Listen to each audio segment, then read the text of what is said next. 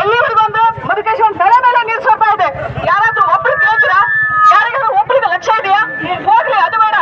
ಇಲ್ಲಿವರೆಗೂ ಹೆಣ್ಣು ಮಕ್ಕಳು ಎಷ್ಟು ನೀರಿಗಾಗಿ ಪರದಾಡ್ತಾ ಇದ್ದಾರೆ. ಬನವಾಸಿಯ ಎಲ್ಲ ಸಮಸ್ಯೆಗಳು ಪರಿಹಾರ ಆಗುವವರೆಗೂ ಈ ಬನವಾಸಿಯಲ್ಲಿ ಯಾರು ಕದಂಬೋತ್ಸವವನ್ನು ಮಾಡಲಿಕ್ಕೆ ಸಾಧ್ಯವಿಲ್ಲ. ಯಾಕೆ ಅಂತ ಹೇಳಿದ್ರೆ ಇಷ್ಟು ವರ್ಷ ರೈತರು ಹೋರಾಟ ಮಾಡಿದ್ದಾರೆ ತಮ್ಮ ಜಮೀನಿನಲ್ಲಿ. ಈ ವರ್ಷ ಎಲ್ಲ ರೈತರ ಬೆಳೆ ಹಾಳಾಗುವುದರಲ್ಲಿ ಯಾವ ಸಂಶಯವೂ ಇಲ್ಲ. ಯಾಕಂದ್ರೆ ಈ ವರ್ಷ ಕರೆಂಟ್ ಏನಾದ್ರು ಕೊಡದೆ ಹೋದ್ರೆ ರೈತರ ಬೆಳೆ ಸಂಪೂರ್ಣವಾಗಿ, ಅದು ತೋಟ ಇರ್ಬೋದು, ಗದ್ದೆ ಇರ್ಬೋದು, ಎಲ್ಲ ನಾಶ ಆಗೋದ್ರಲ್ಲಿ ಯಾವ ಸಂಶಯವೂ ಇಲ್ಲ. ಹಾಗಾಗಿ ಬನವಾಸಿಯ ಜನರಿಗೆ ತಾಳ್ಮೆ ಇದೆ, ಸಹನೆ ಇದೆ ನಿಜ. ಆದ್ರೆ ತಾಳ್ಮೆ, ಸಹನೆ ಇದನ್ನ ಎಲ್ಲರೂ ಅಸಹಾಯಕತೆ ಅಂತ ಹೇಳಿ ತಿಳ್ಕೊಂಡಿದ್ದಾರೆ. ನನ್ನ ಹೆಸರು ಗಜಾನಗೌಡ್ರು ಅಂತೇಳಿ, ಈ ಭಾಗದ ಭಾಷಿ ಒಬ್ಬ ರೈತ. ನಾನು ಅನೇಕ ವರ್ಷಗಳಿಂದ ಈ ಭಾಗ ನಮ್ಮ ರೈತಾಪಿ ಕುಟುಂಬವನ್ನೇ ನಂಬಿಕೊಂಡು ಬರ್ತಾ ಇದೆ. ಇಲ್ಲಿಯ ಕರೆಂಟಿನ ಸಮಸ್ಯೆಗಳು ಏನ್ ಆಗ್ತಾ ಇದಾವೆ ಅಂದ್ರೆ, ಈ ಭಾಗದಲ್ಲಿ ಯಾರು ಕೂಡ ಯಾವ ಮಿಷನ್, ಯಾವ ಒಂದು ಮಿಕ್ಸರ್, ಗ್ರೈಂಡರ್, ಒಂದು ಫ್ಯಾನ್ ಸಮೇತ ತಿರುಗ್ತಾ ಇಲ್ಲ. ಈ ಭಾಗದ ರೈತರ ಗೋಳು ಕೇಳೋರಿಲ್ಲ. ಸುಮಾರು ಬಹಳಷ್ಟು ತೋಟಗಳು ಒಣಗಿ ಹೋಗಿದಾವೆ, ಬೆಳೆಗಳೆಲ್ಲ ನಾಶ ಆಗಿದಾವೆ. ಅದ್ರ ಸಲುವಾಗಿ ಎಚ್ಚೆತ್ತುಕೊಂಡು ಈ ನಮ್ಮ KEB ಅವರು ಏನೋ ಒಂದು ಆಲ್ಟರ್ನೇಟ್ ವ್ಯವಸ್ಥೆಗಳನ್ನೆಲ್ಲ ಮಾಡಿದ್ರು. ಅದು ಯಾವ್ದು ನಡೀಲಿಲ್ಲ. ನಮಗೆ ಮೇನ್ ಆಗಿ ಗ್ರಿಡ್ ಬೇಕು. ಇವತ್ತು ಹಾಲಿ ಪೊಸಿಷನ್ ಬಹಳಷ್ಟು ತೋಟಗಳು ಒಣಗಿ ಹೋಗಿದಾವೆ. ಆ ತೋಟಗಳ ಪರಿಹಾರ ತುಂಬಿಕೊಡೋರು ಯಾರಿಲ್ಲ. ನಮ್ಮಲ್ಲಿಗೆ ಬೆಳೆ ಪರಿಹಾರನೂ ಬಂದಿಲ್ಲ, ಹಂಗಂತೇಳಿ ನಮಗೆ ಬೆಳೆ ವಿಮೆ ಕೂಡ ಬಂದಿಲ್ಲ. ಇಲ್ಲಿ ರೈತರ ಗೋಳು ಕೇಳೋರಿಲ್ಲ. ಇದ್ದ ಬೆಳೆಗೂ ಪೂರ ಎಲ್ಲ ಉದುರಿ ಹೋಗ್ತಾ ಇದಾವೆ. ಹಾಗಾಗಿ ಸಂಬಂಧಪಟ್ಟ ಅಧಿಕಾರಿಗಳು ಇದನ್ನ ಎಚ್ಚೆತ್ಕೊಂಡು ವೋಟೇಜ್ ಕೊಡ್ಬೇಕು ಅಂತೇಳಿ ಅವರಲ್ಲಿ ಮನವಿ ಮಾಡ್ತಾ ಇದ್ದೇವೆ. ಇವತ್ತು ಅದಕ್ಕೆ ಬೃಹತ್ ಪ್ರತಿಭಟನೆಯನ್ನ ಹಮ್ಮಿಕೊಂಡಿದ್ದೇವೆ. ಒತ್ತಡವಿಲ್ಲದೆ ಸ್ವ ಇಚ್ಛೆಯಿಂದ ಬಂದ್ಗೆ ಪಾಲ್ಗೊಂಡಿದ್ದಾರೆ. ಇಲ್ಲಿ ರೆವೆನ್ಯೂ ಲ್ಯಾಂಡ್ ನ ಬಂದ್ಕೊಂಡು 2 ಪೋಲ್ ಫಾರೆಸ್ಟ್ ಹಾಕ್ಬೇಕು ಅಂದ್ರೆ ಡಿಪಾರ್ಟ್ಮೆಂಟ್ ಸಹಕಾರ ಕೊಡ್ತಾ ಇಲ್ಲ. ಈ ಡಿಪಾರ್ಟ್ಮೆಂಟ್ ನಮಗೆ ಕರೆಂಟ್ ಸಹಕಾರ ಕೊಡಲ್ಲ ಅಂದ್ರೆ ನಾವು ರೈತರು ಸಾಯ್ತಾ ಇದ್ದೀವಿ. ನೀವು KEB ಇಲಾಖೆ ನನ್ನೊಂದು ಮನವಿ, KEB ಫಾರೆಸ್ಟ್ ಇಲಾಖೆ ಕರೆಂಟ್ ಕೊಡಬೇಡ್ರಿ, ಕಟ್ ಮಾಡ್ರಿ ಎಲ್ಲ ರಾಜ್ಯಾದ್ಯಂತ. ಯಾಕೆ ನೀವು ಅದಕ್ಕೆ ಅವಕಾಶ ಮಾಡಿಕೊಡ್ತಾ ಇದ್ದೀರಿ? ಇದು ನನ್ನ ವೈಯಕ್ತಿಕ ಅನಿಸಿಕೆ. ಮತ್ತು ಇದನ್ನ ಎಲ್ಲೋ ಸರ್ಕಾರದ ವ್ಯವಸ್ಥೆಯ ಅಡಿಯಲ್ಲೇ ಬರುವಂತ ಇಲಾಖೆಗಳು ಎಲ್ಲವಕ್ಕೂ ಸುಪ್ರೀಂ ಸರ್ಕಾರ.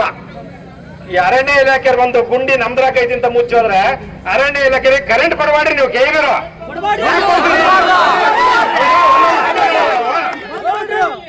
ನಮ್ದ್ರಾಗ ಗುಂಡಿ ತೆಗಿಯಕ್ ಕೊಡಲ್ಲ ನಾವು ವಿಚಾರ ಹೌದಾದ್ರೆ ಅವ್ರಿಗೆ ಕರೆಂಟ್ ಕೊಡಬೇಡ್ರಿ ನೀವು.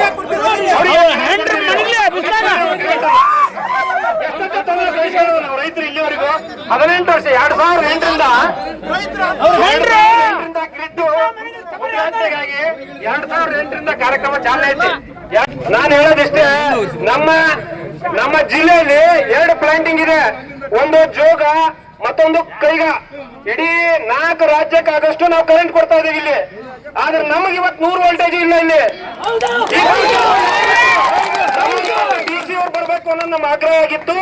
ಆದ್ರೆ ಅವ್ರ ಟೈಮಿಂಗ್ಸ್ ಕೇಳ್ಕೊಂಡು ನಾವು ಸಡನ್ ಆಗಿ ಇದನ್ನ ಮಾಡಕ್ಕಾಗಲ್ಲ ಅಂತೇಳಿ ನಾವು ಇವತ್ತು ತಹಸೀಲ್ದಾರ್ ಅಥವಾ ನಮ್ಗೆ AC ಅವ್ರು ಬೇಕೇ ಬೇಕು. ದಯವಿಟ್ಟು ತಹಸೀಲ್ದಾರ್ ಬಂದಿದ್ದೀರಿ, ನಿಮ್ಗೆ ಗೌರವವನ್ನ ಸಲ್ಲಿಸ್ತಾ ಇದ್ದೀವಿ.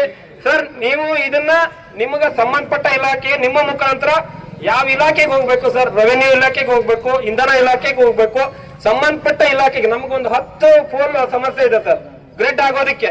ದಯವಿಟ್ಟು ಇದನ್ನ ನಮ್ಗೆ ರೈತರು ನಮ್ಗೆ ಇದನ್ನ ಹೆಂಗ್ ಕಳಿಸ್ಬೇಕು, ಹೆಂಗ ಕಳಿಸ್ಬೇಕು, ಏನ್ ಅಕ್ಷರದಲ್ಲಿ ಬರೀಬೇಕು ಅಂತ ನಮ್ಗೆ ದೇವರಾಣೆ ಗೊತ್ತಿಲ್ಲ.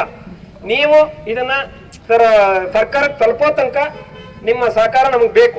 ಅತಿಭಾರಿತ ಒಂದು ಅಂಗವಾಗಿರ್ತಕ್ಕಂಥ ಈ ರೈತ ಸಮೂಹ ಇವತ್ತ ಕಣ್ಣೀರಾಗ್ತಕ್ಕಂಥ ವ್ಯವಸ್ಥೆ ಇರ್ತಕ್ಕಂಥದ್ದು ನಮ್ಮೆಲ್ಲರ ದುರ್ದೈವ. ಬಂಧುಗಳೇ, ಇವತ್ತ ಬನವಾಸಿ ಬೆಳತಕ್ಕಂಥ ಈ ಪೈನಾಪಲ್ ಹೊರ ದೇಶಕ್ಕೆ ಹೋಗುತ್ತೆ, ಹೆಸರು ಬನವಾಸ ಇರುತ್ತೆ. ಆದ್ರೆ ಬನವಾಸ ರೈತರು ಕಣ್ಣೀರಾಗ್ತಿದ್ದಾರೆ. ಇವತ್ತ ಗ್ರಿಡ್ ಓಪನ್ ಆಗಿದೆ, ಆದ್ರೆ ಕರೆಂಟ್ ಕೊಡ್ತಕ್ಕಂಥ ವ್ಯವಸ್ಥೆ ಇನ್ನೂ ಇಲ್ಲ.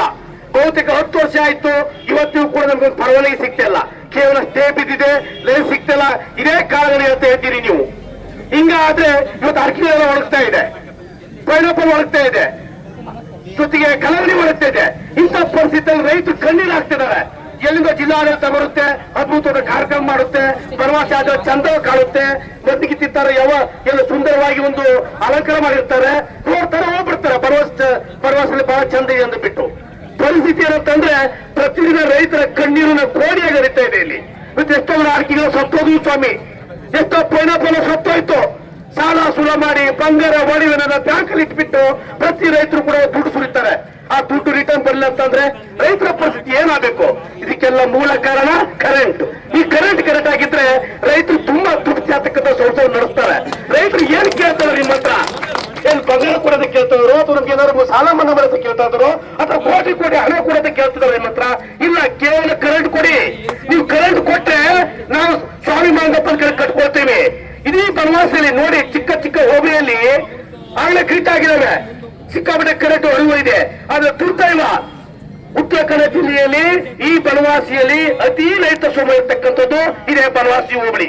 ಅತಿ ಬನವಾಸಿ ದೊಡ್ಡ ಹೋಬಳಿ. ದುರ್ದೈವ ಏನಂತಂದ್ರೆ ಇಲ್ಲಿ ಕರೆಂಟ್ ಇಲ್ಲ. ಕರೆಂಟ್ ಇಲ್ಲದೆ ಎಷ್ಟೋ ರೈತರು ಬಡವರಾಗ್ತಿದ್ದಾರೆ. ಇವತ್ತು ಅವ್ರ ಪರಿಸ್ಥಿತಿ ಚಿಂತಾಜನಕವಾಗಿದೆ. ನಾನು ಸಂಬಂಧಪಟ್ಟ ಇಷ್ಟೇ, ದಯವಿಟ್ಟು ಇನ್ನೊಂದಾದ್ರೂ ಎಚ್ಚೆತ್ತುಕೊಳ್ಳಿ. ಸಂಬಂಧಪಟ್ಟ ಜಿಲ್ಲಾಡಳಿತ, ಸಂಬಂಧಪಟ್ಟ ನಾಯಕರು ದಯವಿಟ್ಟು ಗ್ರಿಡ್ ಅನ್ನು ಓಪನ್ ಮಾಡಿ. ಆದಷ್ಟು ಬೇಗ ಗ್ರಿಡ್ ಓಪನ್ ಆದ್ರೆ ಇಂಥ ಪ್ರಾಬ್ಲಮ್ ಆಗೋದಿಲ್ಲ, ಎಲ್ಲರಿಗೂ ಅನುಕೂಲ ಆಗುತ್ತೆ ಅಂತ ಹೇಳ್ತಾ ದಯವಿಟ್ಟು ಇನ್ನೊಮ್ಮೆ ನಿಮ್ಗೆಲ್ಲರಿಗೂ ಕೂಡ ಮನವಿ ಸಲ್ಲಿಸ್ತಾ ನಾವು ಧನ್ಯವಾದ ಸಲ್ಲಿಸ್ತಾ ಇದ್ದೇವೆ. ಉಪಯೋಗ ಆಗ್ತಾ ಇಲ್ಲ.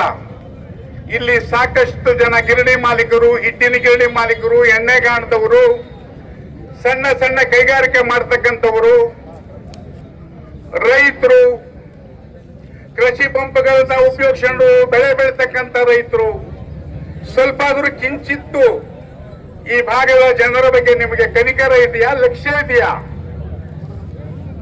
ಕದಂಬಸ್ಸು ಬರ್ತಾ ಇದೆ, ಮೀಟಿಂಗ್ಗಳು ನಡೀತಾ ಇದ್ದಾವೆ, ಅಧಿಕಾರಿಗಳಿಗೆ ಕಣ್ಣು ಕಾಣಿಸೋದಿಲ್ಲ. ಕದಂಬ ಮಹಾದ್ವಾರದ ಪರಿಸ್ಥಿತಿ ಏನಾಗಿದೆ? ಬನವಾಸಿಯ ಬಸ್ ಸ್ಟ್ಯಾಂಡ್ ಅಲ್ಲಿ ಮೂತ್ರಿಕಾನೆಗಳು ಸರಿಯಾಗಿಲ್ಲ.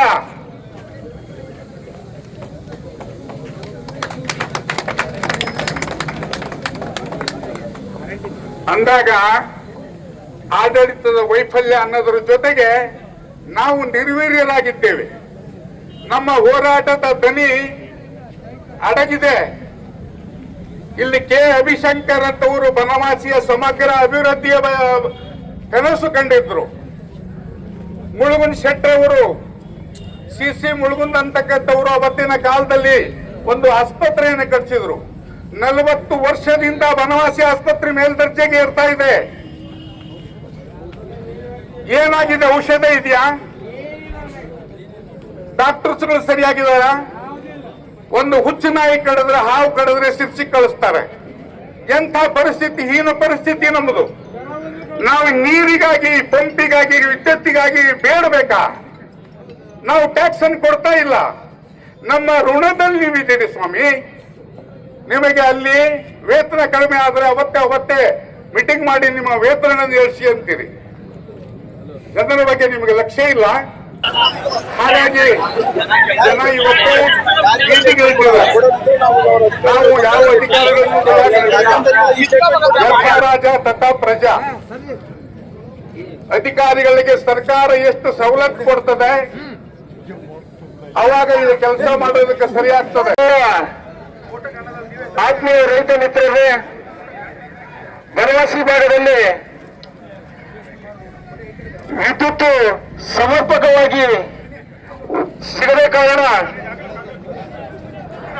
ಇವತ್ತಿನ ಶಾಂತಿಯುತ ಈ ಒಂದು ಪ್ರತಿಭಟನೆಗೆ ಆಗಮಿಸಿರ್ತಕ್ಕಂಥ ಬನವಾಸಿ ಭಾಗದ ಮತ್ತು ಬನವಾಸಿಯ ವರ್ತಕರು ಹಾಗೂ ಬನವಾಸಿ ಸುತ್ತಮುತ್ತಲಿನ ಎಲ್ಲ ರೈತ ಮಿತ್ರರಿಗೂ ಕೂಡ ನನ್ನ ವೈಯಕ್ತಿಕವಾಗಿ ಸ್ವಾಗತ ಮತ್ತು ಅಭಿನಂದನೆಯನ್ನು ಸಲ್ಲಿಸ್ತಾ ಇದ್ದೇನೆ.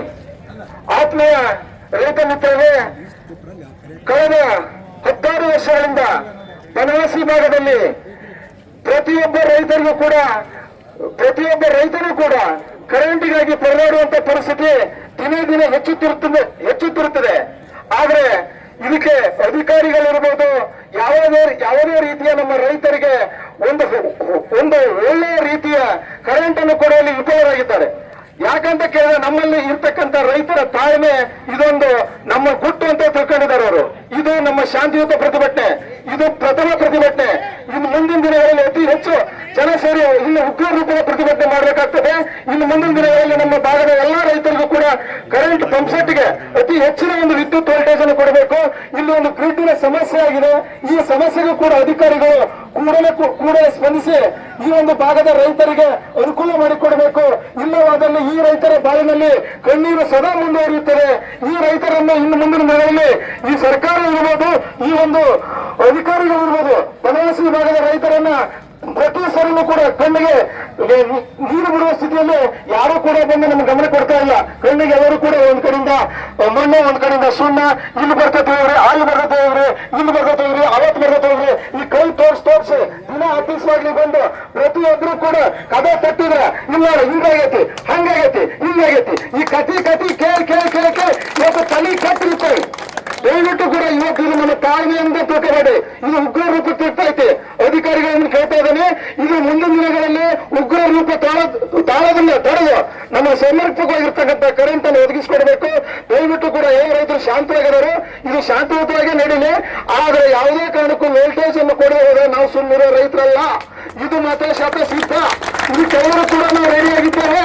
ಇದು ಇದೇ ರೀತಿ ಮುಂದುವರೆದಲ್ಲಿ ಮತ್ತೆ ಉಗ್ರ ರೂಪ ತಾಳ್ತಾ ಐತೆ. ಅಧಿಕಾರಿಗಳು ಆದಷ್ಟು ಬೇಗನೆ ಇದಕ್ಕೆ ಎಚ್ಚೆತ್ಕೊಳ್ಬೇಕು ಅಂತೇಳಿ ನನ್ನ ಮಾತಿಗೆ ಧನ್ಯವಾದ ಹೇಳ್ತಾ ಇದ್ದೇನೆ. ಜೈ ಹಿಂದ್, ಜೈ ಕರ್ನಾಟಕ.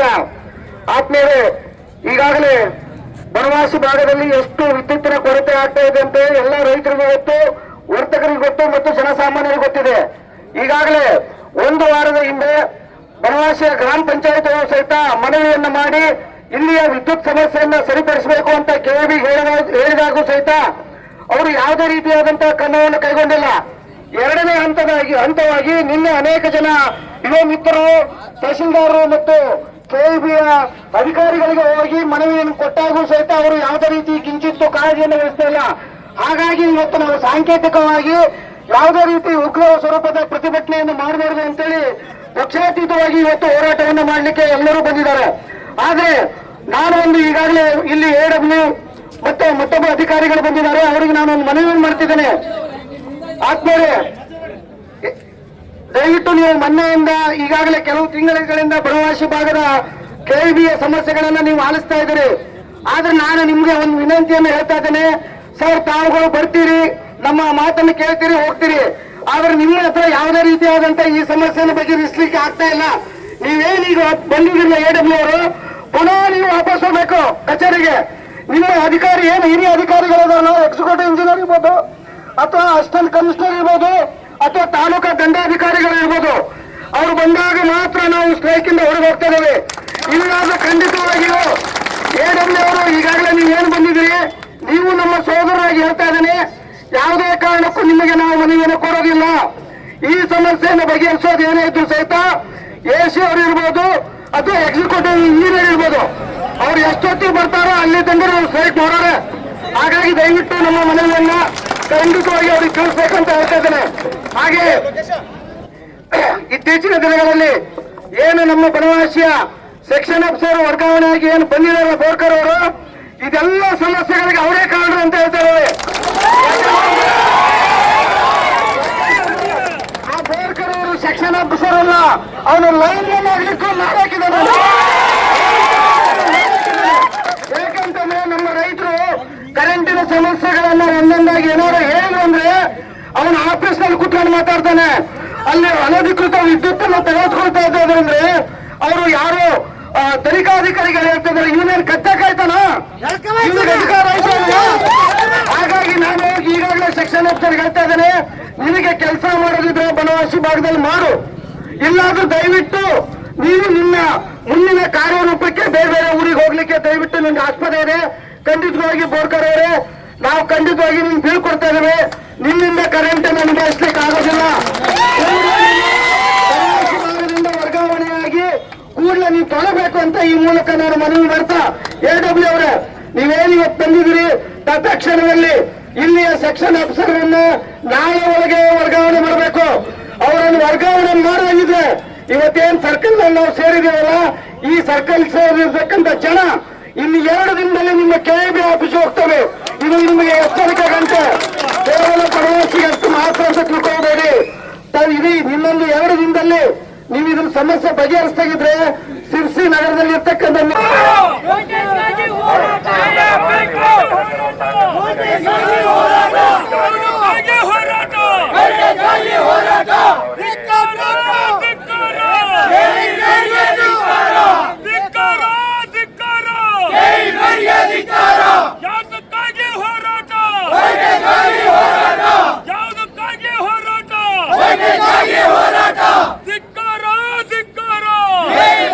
ಧಿಕ್ಕಾರ